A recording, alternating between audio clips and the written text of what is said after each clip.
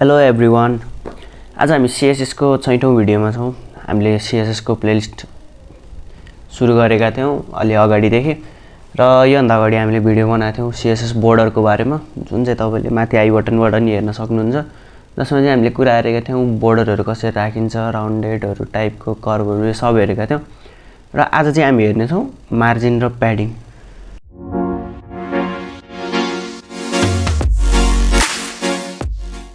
फर्स्टमा मार्जिन र प्याडिङ भनेको चाहिँ के हो भन्दाखेरि चाहिँ तपाईले कुनै पनि एलिमेन्टलाई भित्रबाट स्पेस दिन चाहनुहुन्छ भने चाहिँ हामी प्याडिङ राख्छौं, भने बाहिरबाट स्पेस दिन चाहनुहुन्छ भने चाहिँ मार्जिन राख्छौं। र यसको युज चाहिँ किन गर्छौं भन्दाखेरि चाहिँ तपाईले कुनै पनि एलिमेन्टहरु राख्नु भयो नि वेबसाइटमा, त्यो एलिमेन्टको चाहिँ स्पेस राखेर हल्का सेपरेट गरेर अर्को एलिमेन्टसँग सेपरेट गरेर कसरी चाहिँ त्यसलाई राम्रोसँग देखाउन सकिन्छ त्यो हिसाबले चाहिँ हामी त्यो मार्जिन राख्ने गर्छौं। र प्याडिङ पनि त्यही हिसाबको लागि हो। र अर्को कुरा चाहिँ के हो भन्दाखेरि चाहिँ हामी मार्जिन र प्याडिङ राख्नेको मेन रिजन चाहिँ के हो भन्दा हामीलाई वेबसाइट चाहिँ हल्का डिजाइन वेबसाइटको डिजाइन चाहिँ राम्रो देखाउनको लागि हो मेन कुरा चाहिँ। र अर्को कुरा के हो भन्दाखेरि चाहिँ हामीलाई कुनै पनि एलिमेन्टलाई बोर्डरसँग अट्याच गर्नु छैन भने हामी प्याडिङहरु राख्न सक्छौं। र त्यो बोर्डरमा चाहिँ अर्को एलिमेन्टलाई अट्याच गर्नु छैन भने चाहिँ हामी मार्जिन राख्छौं। र यो कुरा चाहिँ हामी भिजुअल स्टुडियो कोडबाट कोड गरेर हेर्छौं। र त्यसको लागि चाहिँ म आफ्नो कम्प्युटर स्क्रिनमा आइसकेको छु। र अब हामी भिजुअल स्टुडियो कोड ओपन गरेर मार्जिन र प्याडिङको बारेमा पालो हेर्छौं है त। फर्स्टमा म आफ्नो फोल्डर ओपन गर्छु र फोल्डरमा चाहिँ फोल्डरबाट चाहिँ म कोड डट गरेर टर्मिनलमा हानेर भिजुअल स्टुडियो कोड ओपन गर्छु सेम फोल्डरबाट। यहाँ देख्न सक्नुहुन्छ फोल्डर ओपन भइसकेको छ भिजुअल स्टुडियो कोडमा। तपाईले ड्र्याग एन्ड ड्रप गरेर पनि ओपन गर्न सक्नुहुन्छ। र यसमा हामीसँग एउटा एलिमेन्ट छ index.html जुनमा चाहिँ हामी यो सब कामहरु गर्छौं। फर्स्टमा यसमा एउटा डिभ छ तपाईहरु देख्न सक्नुहुन्छ र यहाँ एउटा स्टाइल पनि अट्याच गरेको छ। म यसमा चाहिँ अर्को एउटा नयाँ स्टाइल बनाइन्छु, स्टाइल 6.css। र आजको कामहरु चाहिँ हामी सबै यसैमा गर्ने छौं। र फर्स्टमा चाहिँ म के गर्छु भन्दाखेरि चाहिँ यो हाम्रो भिजुअल स्टुडियो कोडलाई चाहिँ ब्राउजरमा लाइभ सर्भर थ्रु ओपन गर्छु है त।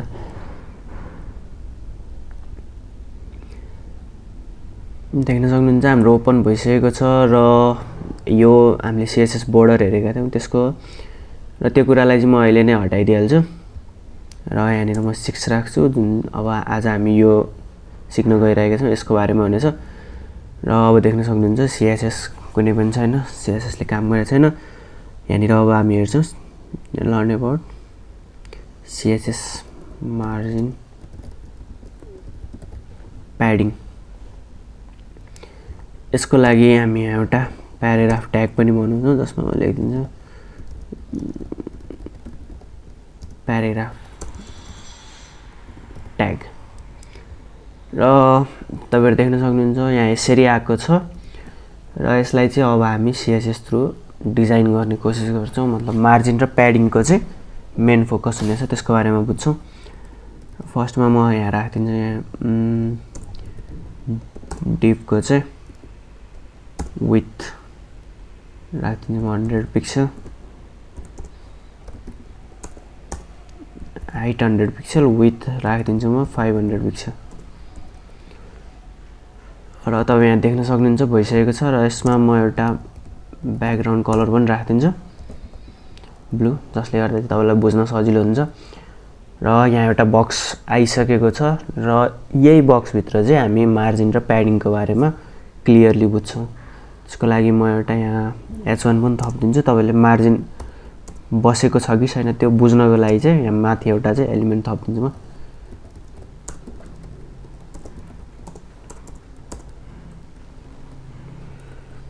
तपाईले देख्न सक्नुहुन्छ यहाँनिर दिस इज हेडिङ भनेर आइसकेको छ। र यसको मार्जिन पनि तपाईहरु देख्न सक्नुहुन्छ कति मार्जिन छ, थोरै छ। र यो मार्जिन कसरी बढाउन सकिन्छ भन्दाखेरि चाहिँ यहाँनिर हामीसँग मार्जिनमा धेरै कुराहरु हुन्छ। जस्तै हामीले लेफ्टको राख्ने कि राइटको राख्ने कि टप कि बटम भन्ने हुन्छ। फर्स्टमा म तपाईलाई मार्जिन टप राखेर देखाइदिन्छु। मार्जिन टप जस्तै कि हामीले 50 पिक्सल राख्यौं भने यसमा तपाईले ग्याप देख्न सक्नुहुन्छ। भर्खरै हल्का ग्याप भयो। यसलाई म यदि डिलिट हान्छु भने ग्याप कम हुन्छ। यदि म यहाँ 500 पिक्सल राख्छु भने ग्याप धेरै नै आउँछ, जुन तपाईले देख्न सक्नुहुन्छ तलै गएको छ। र यसरी चाहिँ हामीले कुनै पनि एलिमेन्टको चाहिँ टप मार्जिन राख्न सक्छौं। र यो भयो हाम्रो टप मार्जिन। हामीसँग अर्को छ लेफ्ट मार्जिन, जुन म 50 पिक्सल राख्दिन्छु भने देख्न सक्नुहुन्छ यो लेफ्टबाट चाहिँ राइटतिर हल्का ड्र्याग भएको छ। यो चाहिँ जुन तपाईँ यहाँ देख्न सक्नुहुन्छ लेफ्टको मार्जिन बढेको छ। र यदि म यो हटाइन्छु भने चाहिँ कम भइसकेको छ। यो हिसाबले चाहिँ हामी मार्जिन राख्न सक्छौं, मार्जिन लेफ्ट। र राइट पनि सेम हो, हामीले राइट र बटम हामीले सेम तरिकाले राख्न सक्छौं। जस्तै राइट पनि राखिदिन्छु म 50 पिक्सल भने राइटबाट हल्का ग्याप कम हुन्छ। अहिले देख्नुहुन्न किनकि यतापट्टि ग्याप धेरै नै छ। यदि यसमा म एउटा राइटको बुझ्नको लागि चाहिँ म एउटा के राखिदिन्छु भन्दा र्यापर डिभ राखेर यसमा दुईटा बनाउँछु म। जस्तै div 1 अनि div 2 र यो दुईटैमा div नामले। र यसमा हामी कसरी बुझ्छौं भन्दाखेरि चाहिँ फर्स्टमा म यहाँ div मा राख्दिन्छु ब्याकग्राउन्ड कलर रेड र मार्जिनको बारेमा हामी बुझ्छौं। 1 राखिदिन्छ र 2 मा चाहिँ ब्याकग्राउन्ड ग्रीन राखिदिन्छ। जुन हामीले यहाँ भित्र लेखेका थियौं यो कुरा भयो। अनि यो र्यापरलाई चाहिँ म डिस्प्ले फ्लेक्स गरिदिन्छु, जसले गर्दा चाहिँ तपाईको सेम लाइनमा चाहिँ आउँछ दुईटै एलिमेन्ट चाहिँ। यो देख्न सक्नुहुन्छ यो भयो हाम्रो div 1, यो भयो हाम्रो div 2। र यो ब्याकग्राउन्डमा चाहिँ ब्लू किन आइरहेछ भन्दाखेरि हामीले डिभमा ब्लू कलर राखेका थियौं, त्यसको कारणले गर्दा चाहिँ ब्लू आइरहेछ। यदि म यसलाई हटाएर कन्टेनरमा राख्छु भने अब त्यो ब्लू गायब हुन्छ र मेरो डिभ पनि गायब भयो। डिभ किन गायब भयो भन्दाखेरि चाहिँ डिभको मैले अहिलेसम्म केही पनि दिएको छैन, हाइट पनि दिएको छैन, विड्थ पनि दिएको छैन। त्यसको लागि चाहिँ मैले यहाँ र यसमा विड्थ दिनुपर्ने हुन्छ।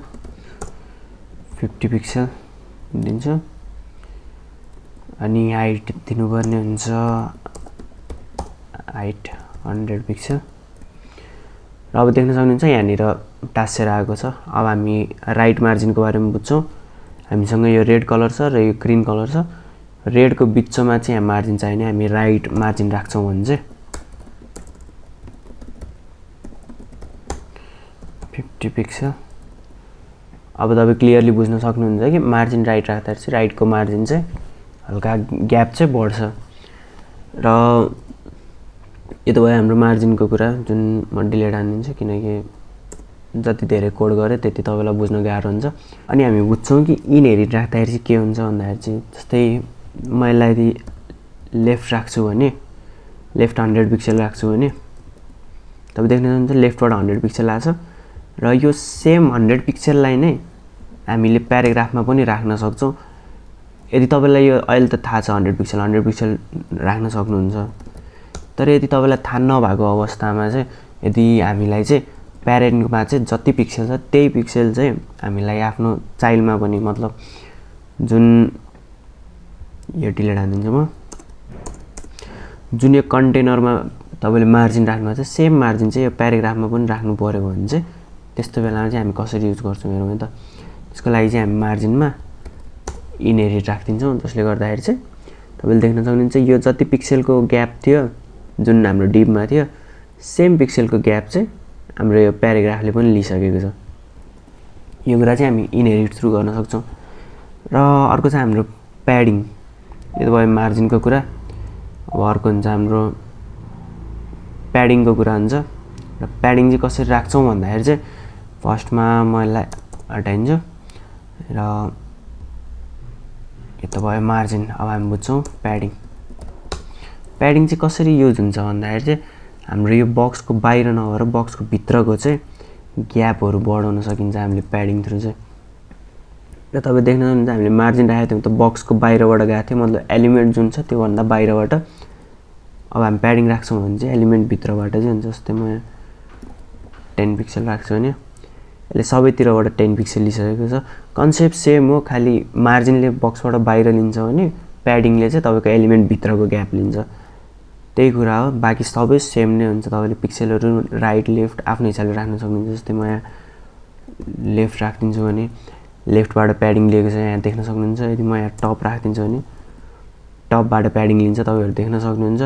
या आफ्नो हिसाबले गर्न सक्नुहुन्छ टप लेफ्ट राइट भनेर चाहिँ। र यदि मैले यहाँ प्याडिङ मात्र दिएँ भने चाहिँ चारैतिरबाट चाहिँ प्याडिङ लिन्छ। अनि अर्को कुरा चाहिँ के हो भन्दाखेरि हामीले यो लेफ्ट राइट टप बटम चाहिँ एकैचोटि गर्न मिल्छ। त्यो चाहिँ मार्जिन कोल्याप्स भन्छ। त्यो कुरा चाहिँ हामी कसरी गर्छौँ भन्दाखेरि चाहिँ सर्ट ह्यान्ड टाइपको हुन्छ। जस्तै हामी यहाँ मार्जिन राख्यौँ भने अहिले कहीँ पनि मार्जिन छैन। तपाईँलाई बुझ्नको लागि चाहिँ म प्याडिङबाट बुझाइदिन्छु। कन्सेप्ट सेम हो, केही गर्नु पर्दैन। खालि प्याडिङले भित्रपट्टिको ग्याप दिन्छ भने मार्जिनले बाहिरपट्टिको। अहिले बाहिरपट्टिको ग्याप दियो भने तपाईँले देख्न सक्नुहुन्छ फुल वाइट कलरमा छ, तपाईँले बुझ्नुहुन्न राम्रोसँग। मैले भित्रबाट दिएँ भने चाहिँ तपाईँले क्लियरली बुझ्न सक्नुहुन्छ कि कसरी काम गर्छ भनेर। फर्स्टमा म दिन्छु 10 पिक्सल 50 पिक्सल। यसले चाहिँ के गर्छ भन्दाखेरि यो 10 पिक्सलले चाहिँ टप डाउन, यो टप र डाउनको चाहिँ 10 पिक्सल ग्याप लिन्छ भने यो 50 पिक्सलले चाहिँ लेफ्ट र राइटको चाहिँ 50 पिक्सल ग्याप लिन्छ। जस्तै तपाईँ यहाँ देख्न सक्नुहुन्छ टपमा र बटममा 10 पिक्सल आएको छ भने लेफ्टमा र राइटमा चाहिँ 50 पिक्सल आएको छ। यसलाई चाहिँ कसरी बुझ्न सकिन्छ भन्दाखेरि चाहिँ म यसलाई यदि 100% फिट कन्टेन्ट राखिदिन्छु र यसलाई पनि फिट कन्टेन्ट राख्छु भने अब चाहिँ तपाईँले ग्यापहरू राम्रोसँग बुझ्न सक्नुहुन्छ। जस्तै यो माथि र यो तल चाहिँ तपाईँको 10 पिक्सलको ग्याप आएको छ भने यो लेफ्ट र राइटमा चाहिँ तपाईँको 50 पिक्सलको आएको छ। जुन कुरा तपाईँ देखेर बुझ्न पनि सक्नुहुन्छ। र त्यही कुरा मार्जिनमा पनि सेम हुन्छ। र यसमा चाहिँ अर्को के गर्न सकिन्छ भन्दाखेरि चाहिँ हामीले चारैतिरको इन्डिभिजुअल राख्न सकिन्छ। जस्तै यो ठाउँको यो ठाउँको यो ठाउँको यो ठाउँको। जस्तै मैले यो राखेँ भने दुईवटा राखेँ भने फर्स्टकोले टप डाउन र सेकेन्डकोले लेफ्ट राइट लिन्छ भने मैले चारवटा लिएर राखेँ भने चाहिँ फर्स्टमा टप राइट बटम अनि लेफ्ट लिन्छ। त्यसको लागि चाहिँ फर्स्टमा यो 50 पिक्सल के 10 पिक्सल टपको भयो, 50 पिक्सल राइटको भयो। अब म बटमको राखिदिन्छु 5 पिक्सल अनि म लेफ्टको राखिदिन्छु 100 पिक्सल। यसरी चाहिँ काम गर्छ सर्ट ह्यान्डमा। तपाईँहरू देख्न सक्नुहुन्छ प्याडिङले काम गरिसकेको छ। र यो भयो हाम्रो सर्ट ह्यान्डमा। तपाईँले मार्जिनलाई पनि सेम आफ्नो हिसाबले राख्न सक्नुहुन्छ। यदि म यही कुरालाई चाहिँ यसमा राखिदिन्छु भने यसमा हामी मार्जिन पनि बुझ्न सक्छौँ। सेम तरिकाले देख्न सक्नुहुन्छ लेफ्टबाट 100 पिक्सल आइसकेको छ, राइटबाट 50 पिक्सल। त्यो हिसाबले चाहिँ आएको छ। र मार्जिन र प्याडिङमा त्यति केही फरक हुँदैन। खालि तपाईँले भित्रको एलिमेन्टमा ग्याप दिने कि बाहिर एलिमेन्टभन्दा बाहिर ग्याप दिने त्यसमा फरक पर्छ। बाहिर दिन चाहनुहुन्छ नि मार्जिन राख्नु, भित्र दिन चाहनुहुन्छ नि प्याडिङ राख्छु, प्याडिङ राख्नु। बाँकी तपाईँको यो पिक्सलहरू दिने भनेको चाहिँ तपाईँको सेम नै हुन्छ।